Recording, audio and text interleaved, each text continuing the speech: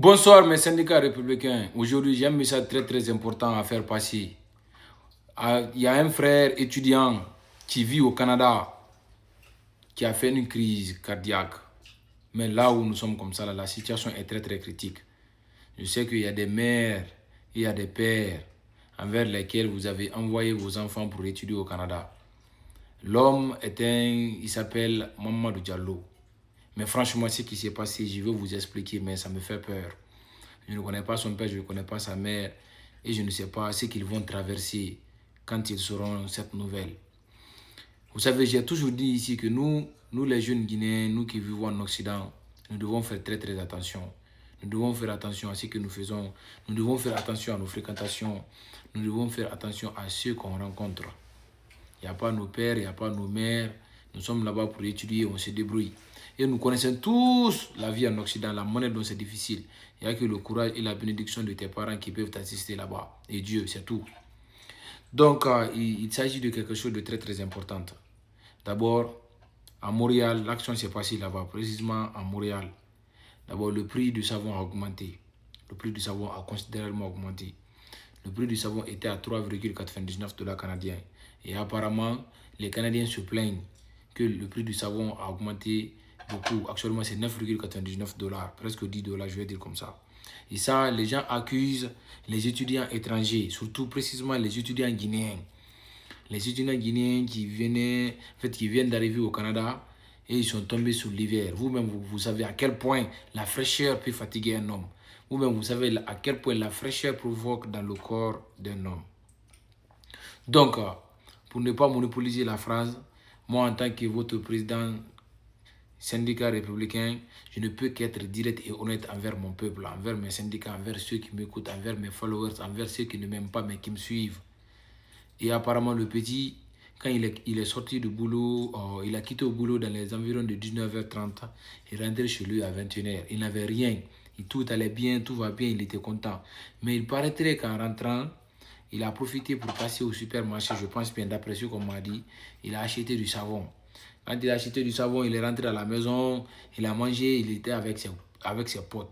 Il jouait tout et après lui, il est rentré dans la chambre comme d'habitude. Vous connaissez les mecs à cause de la fraîcheur et on sait à quel point pour avoir femme au Canada c'est très difficile. Surtout que si tu es un étudiant étranger, tu n'as pas de voiture, facilement c'est pas facile que tu t'approches des meufs. Elles n'acceptent presque pas.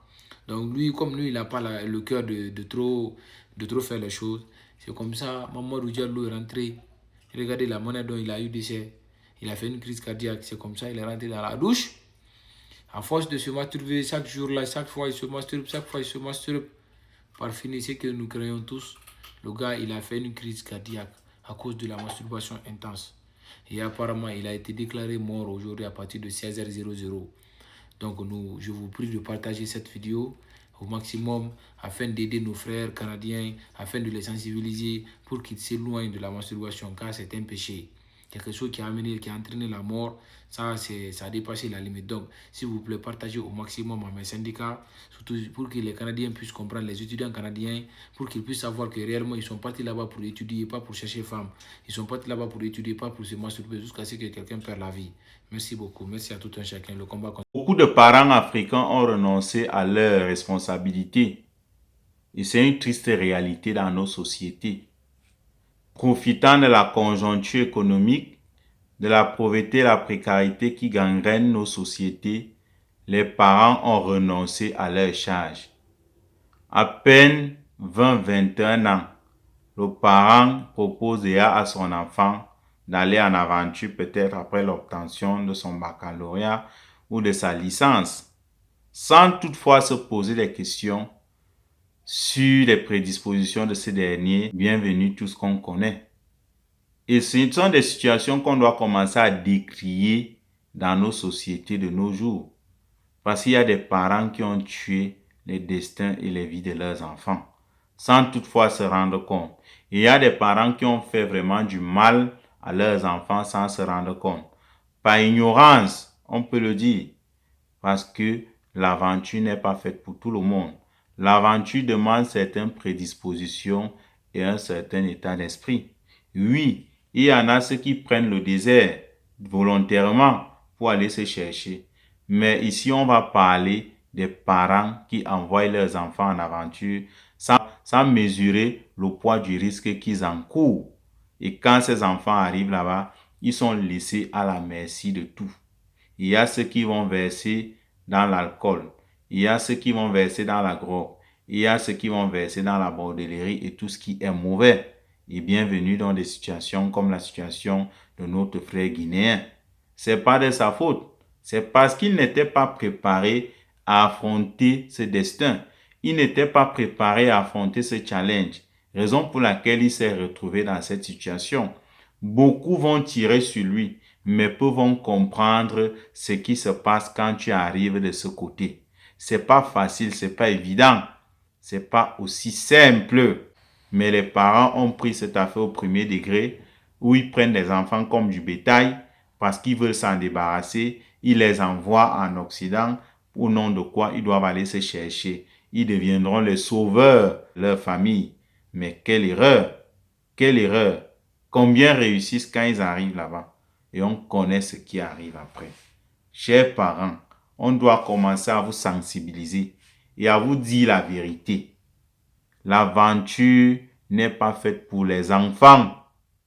Apprenez à laisser vos enfants grandir.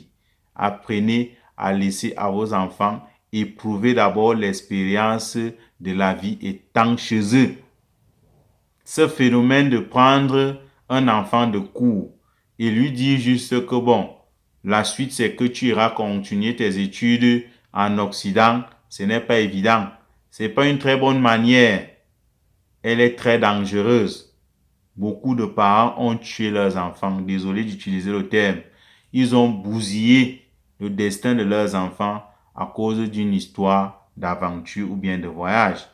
Moi, j'ai eu mon camarade de classe. La seule chose qu'il nous répétait, c'est que il était naïf. Ses parents lui ont pris le coup et il s'est retrouvé dans une histoire où lui-même il ne connaissait pas là où il allait.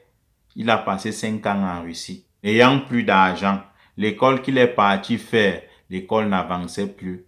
La Russie a décidé de les expulser de leur territoire un matin. Il s'est retrouvé au Cameroun. Et quand il s'est retrouvé au Cameroun, il m'avait dit ouvertement, gars, je ne peux jamais aller chez nous parce que je n'ai même plus la force de regarder ni mon père ni ma mère dans les yeux. Et je leur avais proposé de me donner les 10 millions. Ça devait me faire un bon capital d'investissement. Ils m'ont convaincu que c'est mieux à l'extérieur et que ici au pays, la jeunesse n'a plus d'avenir. Mais c'est quand je suis arrivé en Russie que j'ai compris que ça a été une erreur grave. Il me fallait une certaine préparation avant de m'engager à aller en aventure. Et beaucoup de parents n'ont pas compris ça.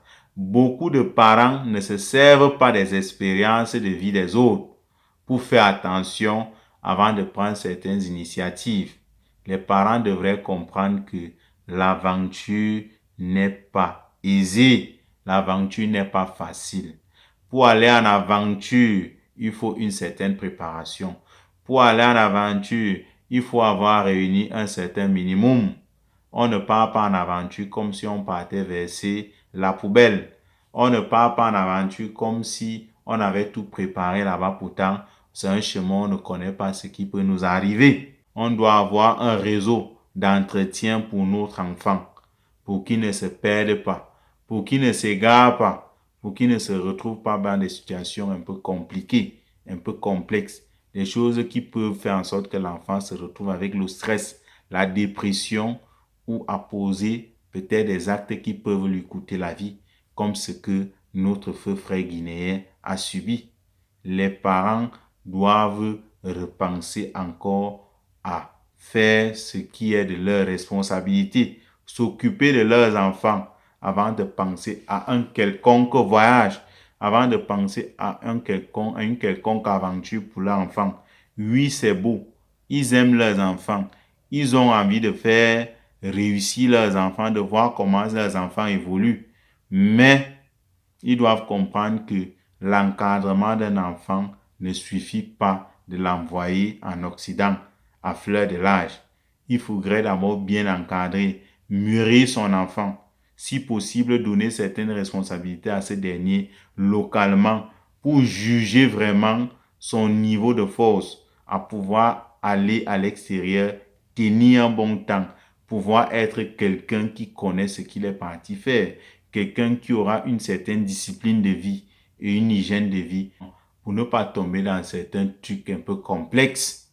Les parents doivent comprendre ça et qu'ils essaient un peu de modérer avec cette histoire du ailleurs à tout prix. Parce que quoi? L'enfant sera le sauveur de la famille.